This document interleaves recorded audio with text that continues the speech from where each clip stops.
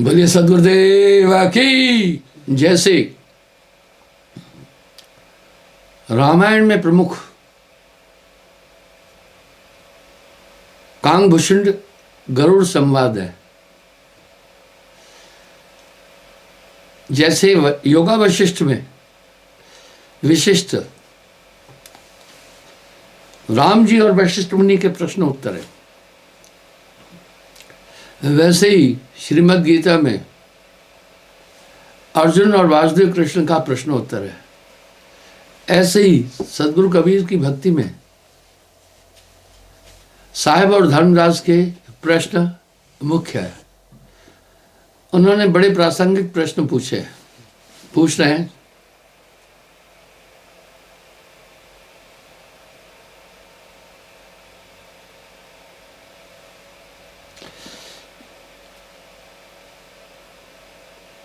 धर्मदास की विनती, अंदाज बड़ा सुंदर था धर्मदास जी के पास। जब पात्र विश्वास करने वाला है तो कुछ भी कहने में निसंकोच, दिक्कत नहीं होती है।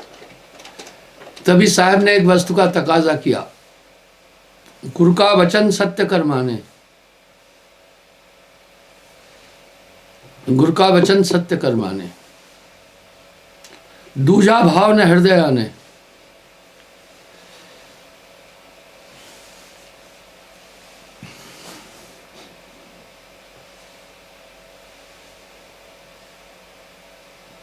कौन दीप पर हंस है, बहर न आवे जाए।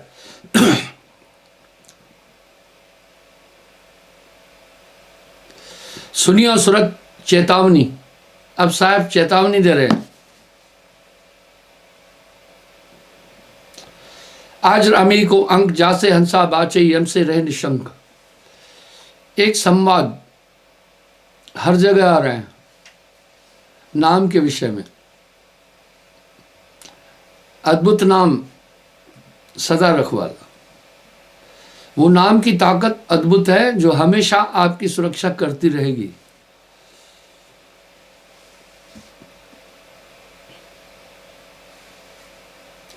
जासे हंसा बाचही यम से रहे निशंक। आपने अपने जीवन में नामदान के बाद कई बार एक चीज अनुभव की होगी, आने वाले सभी विघ्न स्वट टर जाते हैं। कई बार आपको भी ऐसा आभास हुआ होगा, होने वाली घटनाओं का पूरा आभास मिल जाता है। ये बहुत बड़ी बात है। आपने कई बार अनुभव किया होगा, आपकी इच्छा अनुकूल पदार्थ आपको मिल जाते हैं।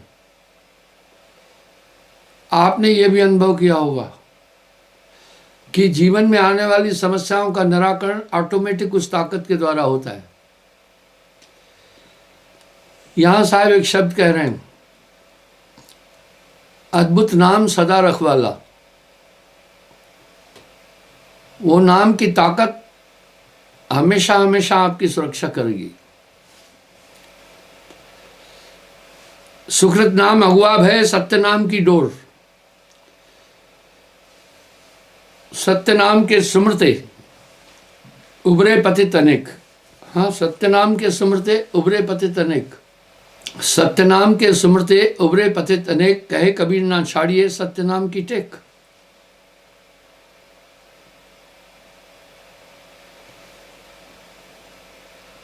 मूल शब्द पर बैठ के निरखो वस्तु अजोर।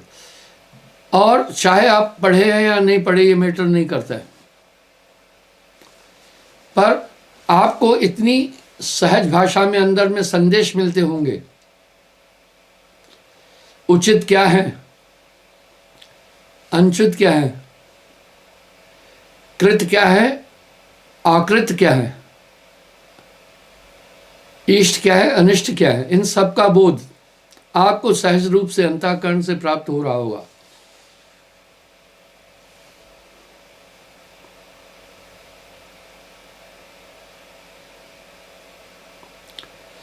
साहेब कबीर कह दी लिए सुन सुकृत चितलाए, पहुंप दीप पर हंसे बहर न आवे जाए। पहुंप फूल को कहते हैं। उस देश की उपमा साहब ने नाना प्रकार की वाणियों और अलंकरणों से दी है।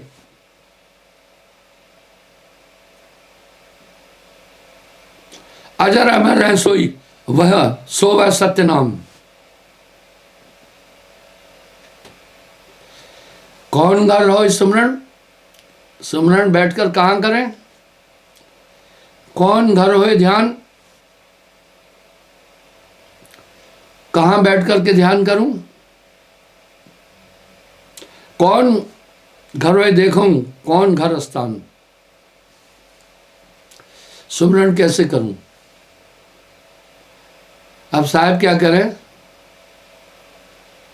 सहज सुरत घर सुमरण, क्षण सुमरे, क्षण सुमरे क्षण भीसरे। ये तो सुमरण ना है, बोल रहे ये सुमरण नहीं है। 8 बार भी ना रहे सुमरण सोई कहा है।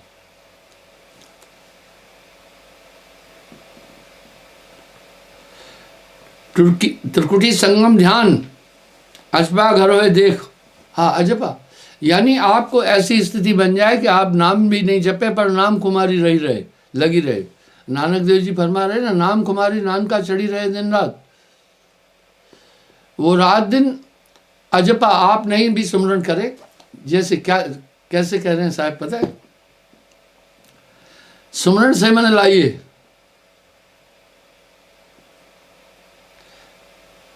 जैसे कामी नार, बस वो 24 घंटे उसका ध्यान उसमें रहता है।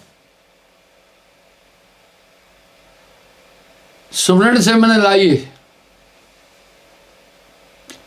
जैसे दाम कंगाल,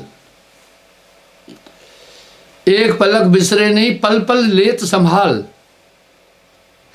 इतने सुंदर रूपक और प्रमाण सहज कबीर साहब ने देखकर उस जटिल को बड़े बेहतरीन तरीके से व्यक्त किया है।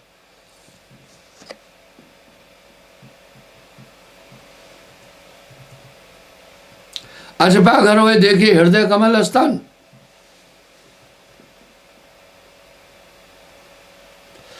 कौन जगत गढ़ साजऊं, यानी उस देश का किस युक्ति से ध्यान करूं। कौन जुगत गढ़ ले, कौन जुगत गढ़ तोड़ हूं, कौन शब्द मन दे। आपकी मूल सुरती है। साहब ने इस सुरती के 7 सुरत का कहूं ठिकाना कहा।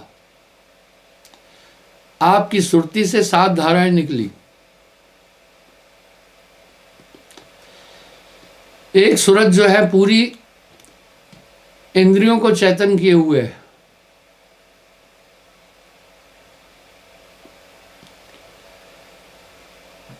ठाव ठाव रस का अनुभव कराती है। एक सूरत आपके कान, आंख आदि इनको चेतन कर रही है। आप देखें, अगर आप बातचीत कर रहे हैं, आपका ध्यान नहीं है तो वो चीजें भूल जाओगे। फिर पूरा खेल सूरत का है। एक सूरत पूरे शरीर में अपनी ऊर्जा ले रही है। आपकी मूल सूरत क्या है मैं वो बता रहा हूं। जैसे आप सुई में डोरा पोते हैं, सुई में डोरा पोने के टाइम पर आप पूरा कंसंट्रेट हो जाते हैं। यहां साहब क्या कह रहे हैं? कहे कबीर सुध यों राखो जो सुई बिच डोरा, यानी वो मूल सूरत है। यही खास है, इसी को मन दौड़ा रहा है पूरी दुनिया में। इसका हमला इसी पर है। सूरत से घर देखिए वह देश, सखी वह देश। सूरत से देख सखी वह देश, वो सूरत पर हमला है मन का। मैंने कई बार एक बात बोली है, ध्यान में बैठते समय बस सूरत संभाले काज है तू ना भरम भला है, मन सयार मनसा लहर बहे कतऊ ना जाए। इसका मतलब है इस सूरत को संभालना। जैसे सयार समुद्र में लहरें उठती हैं, इसी प्रकार मन में तरंगें उठती हैं। वो तरंगे लहरों की तरह है, वो एकदम सूरत को घुमाती रहती है। बस इसको संभालना है। सूरत संभाले काज है तू ना भरम भला है, मन सयार मनसा लहर बहे कतऊ ना जाए।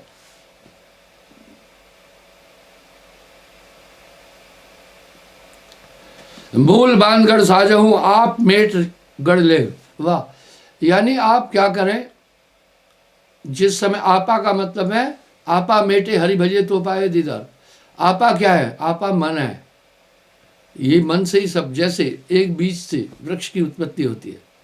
पेड़ के 6 भाग है, जड़, तना, शाखा, पत्र, फल, फूल। इसलिए जितनी भी आपकी इंद्रियां हैं ये एक्टिव हो रही है आत्मा की ताकत से, इनका संचालन मन करता है। तभी साहब वाणी में कह रहे हैं, मन करता यह देह समाना। इस तरह जैसे आपने मन को पकड़ा, मन को जैसे मन अभी कैसे आपको विचलित कर रहा है, आप ये देखें। जैसे आप ध्यान में बैठेंगे वहाँ आपका एक ही लक्ष्य है, मैं एकाग्र हो जाऊँ, और मन का वहाँ एक लक्ष्य है, आपको एकाग्र न होने दें। दोनों तरफ से युद्ध चल रही है ना। अब मन कैसे आपको आपकी एकाग्रता को भंग करता है? आपने वो सुरती साधी, बस सूरत से देख सकी वह देश, फौरन कोई ना कोई पिछली बात याद दिला देगा। बस मन तरंग में जगत भुलाना, आपकी वो मूल सुरती। मान लीजिए मन ने आपके अंदर ये संकल्प किया उस समय बैठे हुए घर बनाना है, आगे का विश्लेषण बुद्धि करती है, चित्त करता है, अहंकार करता है। आप 5-10 मिनट के लिए बाहर ही निकल गए, आप अभी ध्यान में नहीं बैठे हैं, आप तो सीमेंट खरीद रहे हैं, बजरी खरीद रहे हैं, अन्य चीज़ें खरीद रहे हैं। बस वो मन तरंग में जगत भुलाना, मन की तरंग मार दो तो हो गया भजन। उस समय यही चीज़ देखनी है मुख्य। अगर मन का कोई विशेष हमला है तो आपकी मूल सूरत पर है। इसके अंदर मारण, मरण, सम्मोहन, उच्चाटन, वशीकरण भी है। ये जब भी चाहे इंसान के पास वो एक भाव भेज देगा उचाट का, तो किसी चीज़ से अब बहुत प्रेम कर रहे हैं तो वो उचाट करा सकता है। वाह, जो चाहे मन सबको कराता है, गण गंधर्व ऋषि मुनियों को नचाता है। इसलिए आसक्ति, जब मन चाहे सम्मोहन करना तो वो चीज़ प्रिय लगेगी, आप कहेंगे इसके बिना नहीं रह सकता। ये आपकी धारणा नहीं थी। आपने अपने जीवन काल में देखा होगा, कई बार ऐसे मित्र बनाए होंगे जिनके लिए आपने सोचा होगा इनके बिना हम नहीं रह सकते। जब आपके वो आसक्ति थी, और किसी से प्रेम भी किया होगा, आपको लगा होगा इनके बिना नहीं जी सकते। कालांतर में आगे चलकर जब वो चाट कर देता है तो उनकी आप शक्ल नहीं देखना चाहते। मन नितांत अस्थिर और परिवर्तनशील है। अस्थिर क्यों है? स्थिरता ही आत्मा है, इसलिए वो स्थिरता का विरोधी है। आप जब भी ध्यान में बैठेंगे सबसे बड़ा बाधक आपका मन है। तभी तो यहाँ शब्द आ रहा है ना, तेरा बैरी कोई नहीं, तेरा बैरी मन।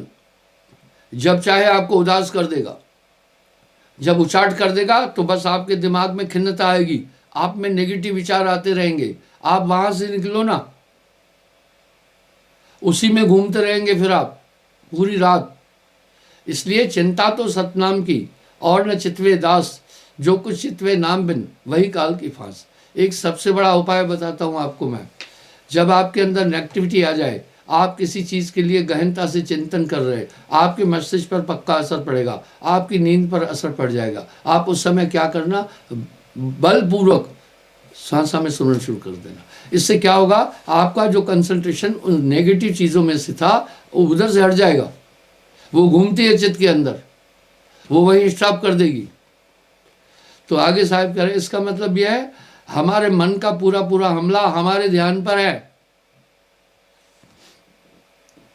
आपा मेट गढ़ ले, अब यहाँ कह रहे आपा मेट गढ़ ले। आपा मेटने का यहाँ भाव क्या है? आपा ये इंडिविजुअलिटी और कुछ भी नहीं है। जैसे जल दो गैसों का मिश्रण है, इसलिए जो इंडिविजुअलिटी है, आपा जो है, ये सिर्फ मन बुद्धि चित्त अहंकार के कारण से है। आप सावधान रहें, आप में कहीं से अहंकार नहीं आ जाए। जैसे अहंकार आ जाएगा, अहंकार पूरी बुद्धि का नाश कर देता है। यही अहंकार आ गया था, ये बड़ा नज़दीकी आपका दुश्मन है। मैंने कई बार एक बात कही है, अहंकार से नज़दीकी दुश्मन और कोई नहीं आपका। दुर्योधन को अहंकारी तो आया, इसके कारण विनाश को प्राप्त हुआ। रावण को अहंकारी तो आया, ये जानने के बाद भी कि राम जी के पास अद्भुत शक्तियां हैं, मैं उससे विजय नहीं प्राप्त कर सकता हूं। सिर्फ एक अहंकार के कारण नहीं छोड़ा, बोला इससे मैं डिसअपॉइंट हो जाऊंगा। जब इंसान में अहंकार आता है बहुत नीच बन जाता है, बहुत गंदा बन जाता है, उसकी पूरी फितरत खत्म हो जाती है। मान चाहना नहीं है, मोटी माया सब तजे, झीनी तजी न जाए, पीर पैगंबर औलिया झीनी सब इनको खाए। इसलिए जैसे आप सुमरन करते हैं तो आपकी मूल सूरत आपके पास रहेगी, बस इसके बिना मन कुछ नहीं कर सकता है, ये सूरत पर सवार होकर के निकलता है। आप नहीं देखते हैं, कई बार चिंतन करते करते आप किसी ऐसी जगहों पर पहुंच जाते हैं जो अद्भुत है, आपने उनके बारे में सोचा भी नहीं, वह पहुंच जाते हैं। इसलिए मन तरंग में जगत भुलाना, सत्य नाम मंदिर, अपना मन वहां उस समय नाम में रखना। जहां नाम तहाँ कालगत नहीं, जहां नाम तहाँ कालगत नाही, बिना नाम सब काल की छाई। सहजे देखिए, सहजे सुरत समाए। सहजे का मतलब है आपको कोई कठिन नहीं कार्य करना है।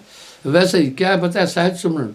एक माई मेरे पास आई, बड़ी व्यथित थी, बोला गुरुजी मैं सुमरन करती हूँ तो मेरे सर में बहुत बड़ा दर्द होता है।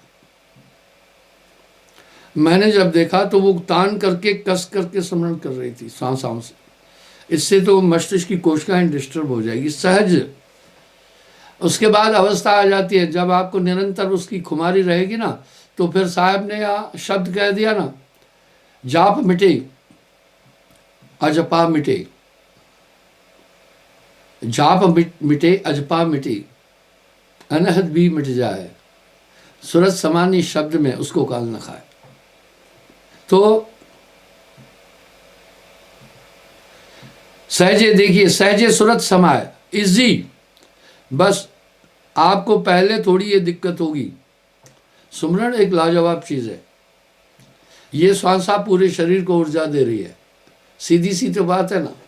अब आप देखो ना, रसिया, यूक्रेन और रसिया के वार में पहले वो क्या कर रहा है, उसके सब संसाधनों को तोड़ रहा है, पावर प्लांटों को हमला कर रहा है, ताकि वहाँ जब एनर्जी नहीं होगी तो कैसा होगा। इसी प्रकार मन क्या कर रहा है, आपकी सूरत को पकड़ता है। श्वास सूरत एक डोरी लाए। अब साहब कह रहे हैं श्वास सूरत मिला देना, श्वास सूरत एक डोरी लाए, अजर अमर होए लोग सिधावे। इसलिए सुमरन श्वास और सांस का, बस ये ऊर्जा जब उसकी स्टॉप हो गई फिर मन कहीं नहीं जाता है। मन पंगु है, उसकी टांगे नहीं है, उसकी टांगे तो आपकी सुरती है।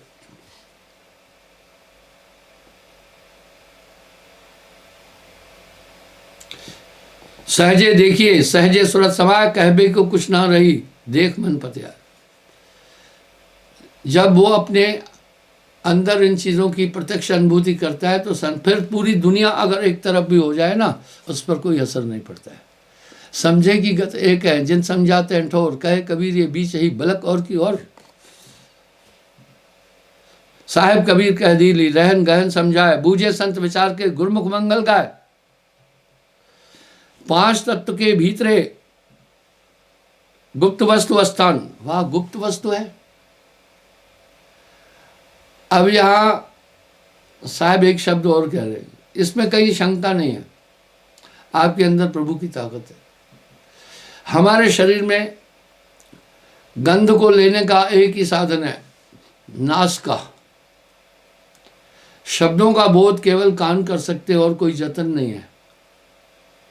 दृश्य का बोध हमारी आंखें करती है, शीतोष्ण का बोध हमारी त्वचा करेगी,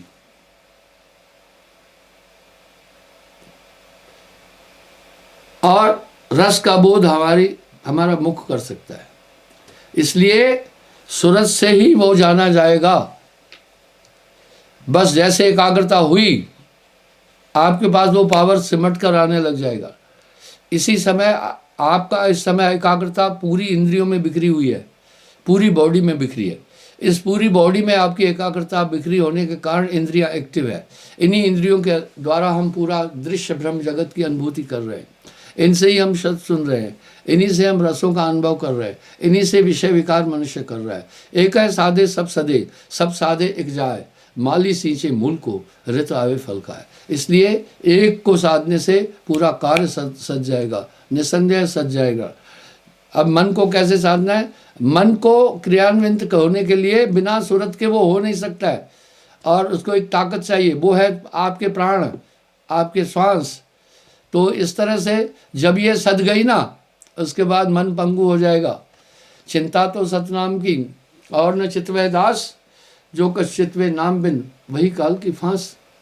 यानी उस समय ये सब परिस्थितियां आपके अधीन आती जाएगी। जप तप संयम साधना सब सुमरण के माँ है।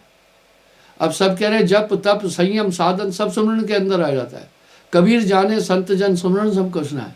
ये शब्द बड़े मार्मिक हैं, इन पर थोड़ा सा गौर करना होगा। 5 तत्व के भीतरे गुप्त वस्तु स्थान, विरले मरम कोई पावे, सदगुरु वचन प्रमाण।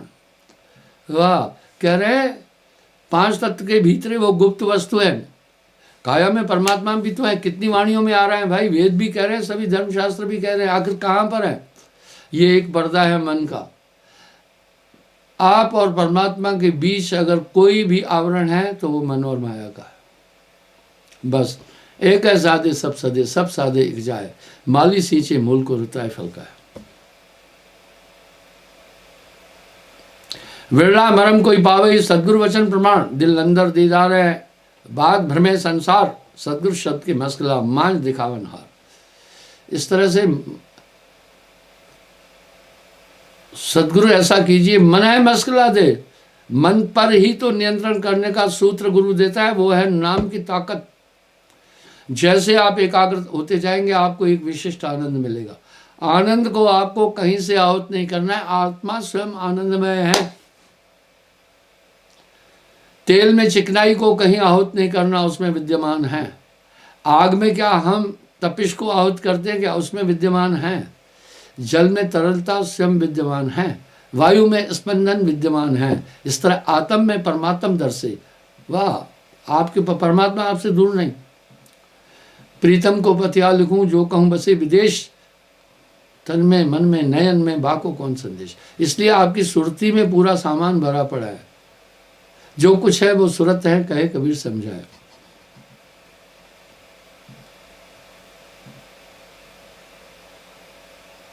महल लेत कोई सूरमा, बाजे अनतुर, बिना पिंड का पुरुष है, झिलमिल दर से मुंह। अब यहाँ 2 बात आ गई। कुछ कह रहे हैं वो परमात्मा निराकार है ना, साहब ने निराकार परमात्मा की बात कही नहीं है। एक बात क्या कह रहे हैं, विदेह है, और एक बात कह रहे झलकत झिलमिल नूर। मैंने भी ये बात कई बार प्रवचन में बोली है। एक बार जो दर्शन पाए, देखे बहुर विलंब न लावे।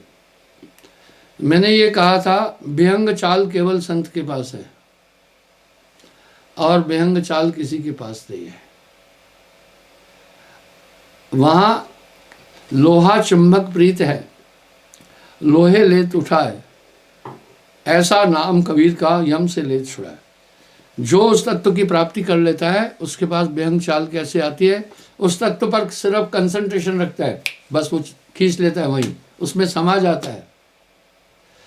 सुरत जात नहीं लागत 12, बार कहते हैं टाइम को, और सूरत से देख सकी वह देश। यानी हम केवल सूरत से देख सकते हैं। आपकी आंखों में देखने की ताकत है, लेकिन आंख मूंदी हुई है तो कुछ दृश्य ही नहीं आएगा। आंख खोलना है प्रकट। अब यहां साहब कह रहे हैं, है प्रकट पर दिसत नाही, है प्रकट पर दिसत नाही। सदगुरु सैन सहारा है, कर दीदार महल में प्यार है। वाह, सदगुरु कह रहे हैं प्रकट पर दिसत नहीं, सदगुरु सैन सहारा है। अंधी सूरत नाम बिन जानू। किसी भी तरह से आपका कंसंट्रेशन शुद्ध हो ही नहीं सकता है नाम के बिना।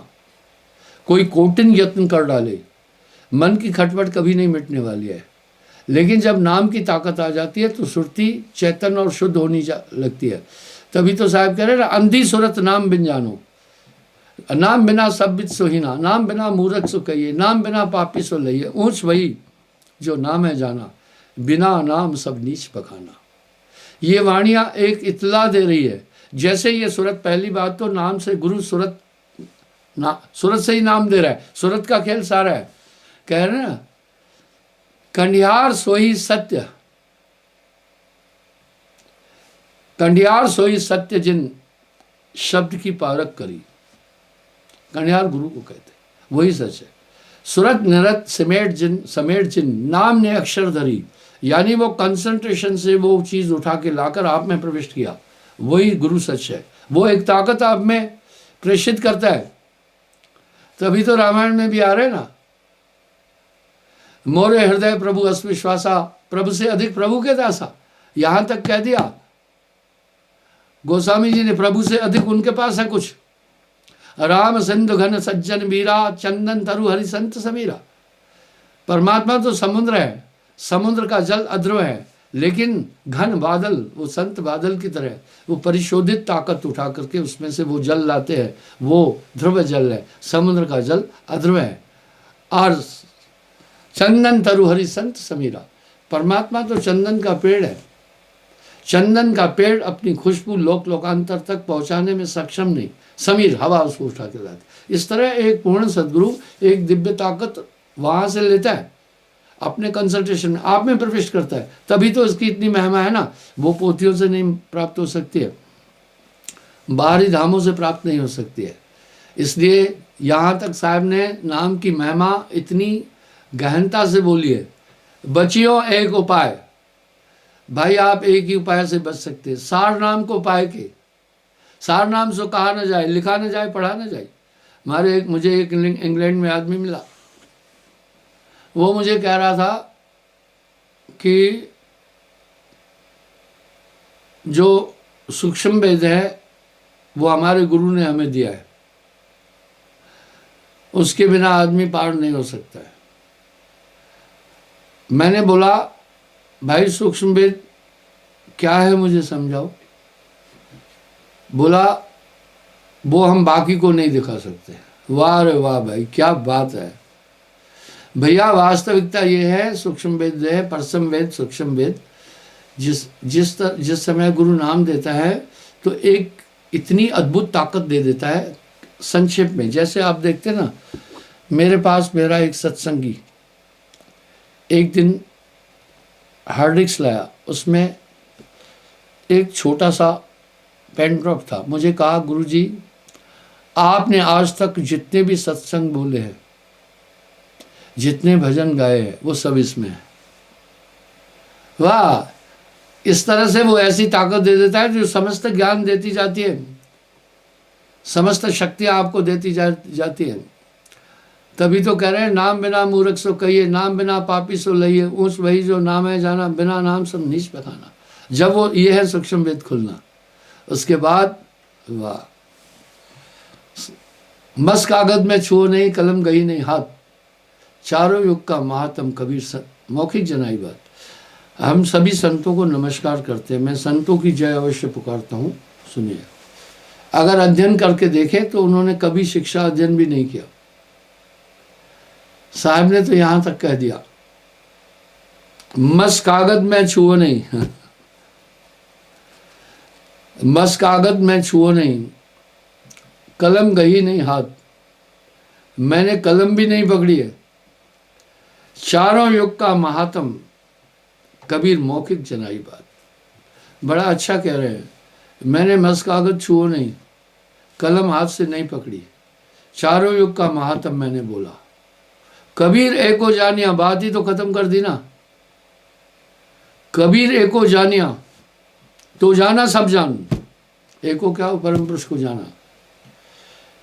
कबीर एक न जानिया, तो सब जाना जाना जान। पूरा वो तो मेमोरी का खेल है। बाकी मैंने चेतना पर भी कई बार बोला है, इंसान के पास 3 तरह की चेतना है। पहला मस्तिष्क की चेतना है, ये अस्थिर है, ये स्थिर नहीं है, मस्तिष्क की चेतना स्थिर नहीं है। आप देखते हैं जब आदमी वृद्धावस्था को प्राप्त होता है, स्नायु मंडल कमजोर होते हैं तो उसकी मेमोरी भी कमजोर हो जाती है। इसका मतलब है मस्तिष्क के द्वारा ग्रहण की हुई चेतना वो स्थायी नहीं है। वो तो इस जन्म की सभी घटनाओं को भी याद करने में सक्षम नहीं है। वृद्धावस्था में ये कुंद हो जाता है। तो मस्तिष्क की चेतना का कोई विशेष महत्व नहीं है। सामने देखने में आता है, कभी कभी आदमी को जोर से चोट लग जाती है इस हिस्से में तो उसकी मेमोरी चली जाती है।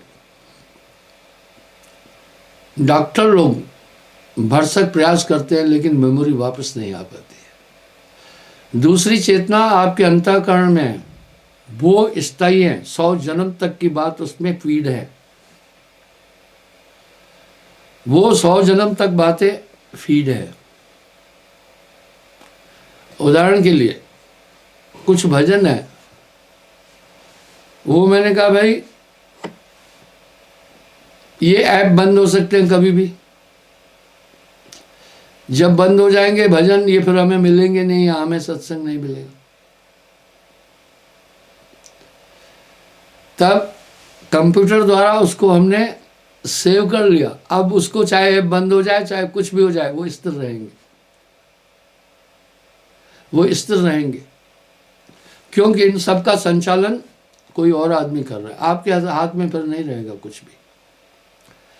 इस तरह जो दूसरी चेतना है अंतःकरण की, वो है ठीक वैसे ही तो है। ड्राफ्ट में अगर आपने कोई भजन डाल दिया स्टार मेकर में, स्टार मेकर का फिर संवाद उठ रहा है, सतर्क इस स्टार मेकर से, पक्का। बहुत बुरी चीज़ है, बहुत बुरी है। ये निकम्मों का अधिकतर इसमें जिनके पास फिजूल टाइम है वो घुसते हैं। मैंने एक कमिट देखी थी, मैं बड़ा हैरान हो गया। जिसने कमिट भेजी थी उसकी प्रोफाइल जब खोली, इतनी नंगी नंगी तस्वीरें थी। आदमी को इसमें बहुत बुरी तरह उलझा दिया जाता है। इससे सतर्क रहना, बस ये मैं किसी राग द्वेष से नहीं कर रहा हूँ, इससे सतर्क रहो। दूसरी चेतना आपकी है, वो आपके अंतःकरण में है, लेकिन अंतःकरण में भी जो चेतना है वो मानसिक चेतना है, वो स्थायी नहीं है। एक टाइम आने से वो भी चेतनाएं गुम हो जाएगी। मैं आपके सामने प्रैक्टिकल चीज़ें बता रहा हूँ। सतलोक में जाने के बाद यूँ नहीं लगता है, यूँ नहीं लगा कि पहली बार आया हूँ। हो, मैं तो यहाँ था, इसका मतलब है आपकी आंतरिक चेतना है, वो दिव्य दृष्टि कहलाती है। वो स्थायी है। क्या गजब की चीज़ है वो। उस चेतना में बाकी फिजूल चीज़ें नहीं जा सकती हैं, इतनी सीक्रेट है। वहाँ मन की पहुँच नहीं है, वहाँ बुद्धि की पहुँच नहीं है, वहाँ चित्त की पहुँच नहीं है, वहाँ अहंकार की पहुँच नहीं है। वो शुद्ध चेतना है, इसको शुद्ध चेतना कहते हैं। आत्मा शुद्ध चेतन स्वरूप है और उस चेतन स्वरूप में कोई फुर्ना नहीं है, इसलिए आत्मा आनंदमय है। वो चेतना दिव्य चेतना है, आनंद देती है। इसलिए जब आदमी सुरती एकाग्र कर लेता है, संसार के और विकारों की उसे स्वतः उस आनंद की झलक और अनुभूति होने लग जाती है। तभी तो साहब वाणी में कह रहे हैं, सूरत संभाले काज है तू ना भरम बुलाए, मन सयार मनसा लहर बहे कतऊ ना जाए। बस मेरे भाइयों, आज के प्रवचन का सार यही है, इस सुरती को आप पल पल संभालना। मन का हमला पल पल आपके पास आता है। ये मन हंसे मन रोए, जब भी ये चाहे आपको रुला सकता है। नेगेटिव थिंग की तरफ आपका ध्यान जाए, उसी में चक्कर काटते रहोगे, दुखी होते रहोगे। और जब ये अपना प्रफुल्ल होना चाहे तो सम्मोहन में आ जाएगा, तो आपको सब चीज़ें आकर्षित लगने लगेगी। ये पूरा खेल अष्टसिद्धि नवनिधि मन के अंदर है। मन बहुत वस्तुहर है, इससे आप सावधान रहना। इसलिए जो कुछ है वो सूरत है, कहे कबीर विचार। ये सूरत दुनिया की चीज़ों में नहीं घूमने देना। पल पल में ये सूरत उठाकर आपका मन कहीं का कहीं आपकी सुरती को ले जा रहा है। ये सुरती पर ही अस्वार होकर के चलता है। जैसे घोड़ेसवार घोड़े पर अस्वार होकर के लंबी यात्रा करता है, इस तरह मन स्वयं पंगु है। मन के पास अपनी कोई भी ताकत नहीं है, उसकी पूर्णा ही आत्मशक्ति के द्वारा है। यहाँ तक तो साहब ने कह दिया ना, मन जाता है जाने दे, गए के राग शरीर, उतरा पड़ा कमान से, क्या कर सकता तीर। तो ये चलते फिरते भी सुरती कैसे संभालना, पल पल में, एक पल में कई बार आपके ध्यान को वो दुनिया की चीज़ों में ले जाएगा। इसलिए पल पल इसे संभालना, हर क्षण इसे संभालना, ये बस सूरत संभाले काज तू ना भरम भुलाए, मन सयार मनसा लहर बहे कतौ न जाए। एक है सादे सब सादे जग जाए, माली सींचे मुल्क को रुतवाए फल खाए। इसलिए साहिब की वाणी में बड़ी सार्थक तत्व निहित है। उन्होंने अपनी काव्यता में कहीं पर तुकबंदी नहीं की है। और वो लोग कहते हैं गागर में सागर समाना, कबीर साहब ने तो बिंदु में सागर समाया हुआ है। अटपट वाणी कबीर की झटपट लिखी न जाए, जो कोई झटपट लगे ताकि डूबता जाए। क्षमा चाहता हूँ, समय हो रहा है। मैं एक आपको सूचना देना चाहता हूँ, कल भी दिया था। इस बार मैं बाहर निकल रहा हूँ प्रोग्राम देने के लिए, बहुत समय हो गया है, इसलिए मैंने प्लान किया इस बार इस समय थोड़ी सी रिलेक्शन है, इसलिए बाहर के मैं यात्राएं दूंगा और प्रोग्राम दूंगा। इसमें एक अमेंडमेंट है सिर्फ, आप देख रहे हैं मैंने थोड़ा प्रोग्राम शॉर्ट किया है। एक साथ पूरे प्रोग्राम दूंगा तो फिर ठीक नहीं है, इसलिए 9 तारीख को मेरा प्रोग्राम कलकत्ता है, वहाँ नहीं जाऊँगा। 10 को पटना है, वहाँ भी नहीं, पर 11 से मेरे प्रोग्राम जो है वो देने की पूरी चेष्टा करूँगा। उदाहरण के लिए चंदौगढ़ और पहाड़पुर है, मैं मैनेज कर लूँगा 11। 12 को सुल्तानपुर डी टांडा आदि है, 12 को, और 13 को प्रोग्राम गोंडा में है, 14 को प्रोग्राम लखनऊ है। शायद मैं लखनऊ में प्रोग्राम नहीं दे पाऊँगा, क्योंकि गोंडा से सीधा मैं बहुत जल्दी फ़्लाइट लेनी है, वहाँ से जाऊँगा लखनऊ, वहाँ से भोपाल की फ़्लाइट लूँगा, क्योंकि 15 को फिर मेरा प्रोग्राम भोपाल में है। भोपाल 15 को मैं पहुँचूँगा, 16 को मैं इंदौर नहीं जाऊँगा। 16 को सुबह मैं निकलूँगा भोपाल से, दिल्ली आऊँगा, और दिल्ली में 16 तारीख का प्रोग्राम है। कैलेंडर के अनुसार 17 है, 17 नहीं, मैंने कल भी इसका उल्लेख किया था। 16 को दिल्ली प्रोग्राम देकर मैं आऊँगा, और क्योंकि 18 को पूर्णिमा है। तो आज के प्रवचन का सार था, आप ये सुरती खास है, इसी में संपूर्ण संसार समाहित है, बस इसे संभालते रहना। बोलिए सद्गुरुदेव की जय साहिब।